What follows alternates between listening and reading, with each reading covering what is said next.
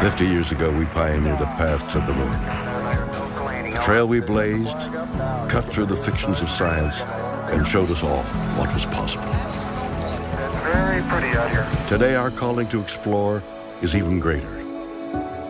To go farther, we must be able to sustain missions of greater distance and duration. We must use the resources we find at our destinations.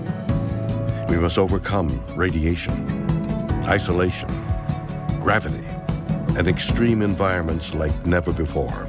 These are the challenges we face to push the bounds of humanity. We're going to the moon to stay by 2024, and this is how. This all starts with the ability to get larger, heavier payloads off-planet and beyond Earth's gravity. For this, we designed an entirely new rocket. The Space Launch System. SLS will be the most powerful rocket ever developed. And with components in production and more in testing, this system is capable of being the catalyst for deep space missions. We need a capsule that can support humans from launch through deep space and return safely back to Earth. For this, we've built Orion. This is NASA's next-generation human space capsule. Using data from lunar orbiters that continue to reveal the moon's hazards and resources. We're currently developing an entirely new approach to landing and operating on the moon.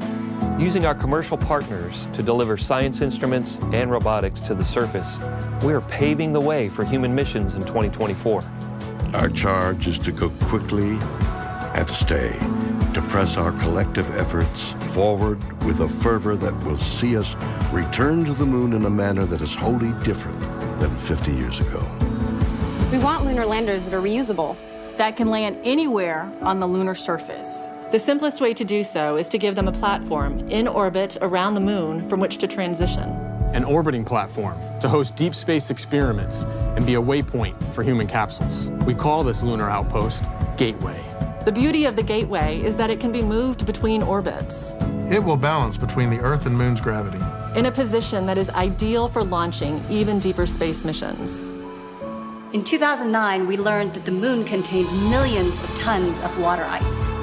This ice can be extracted and purified for water. It can be separated in oxygen for breathing or hydrogen for rocket fuel. The moon is quite uniquely suited to prepare us and propel us to Mars and beyond. This is what we are building. This is what we're training for. This we can replicate throughout the solar system. This is the next chapter of human space exploration. Humans are the most fragile element of this entire endeavor, and yet we go for humanity. We go to the moon and on to Mars to seek knowledge and understanding and to share it with all. We go knowing our efforts will create opportunities that cannot be foreseen. We go because we are destined to explore and see it with our own eyes. We turn towards the moon now, not as a conclusion, but as preparation, as a checkpoint toward all that lies beyond. Our greatest adventures remain ahead of us. We are going. We're going. We are going. We are going. We're going.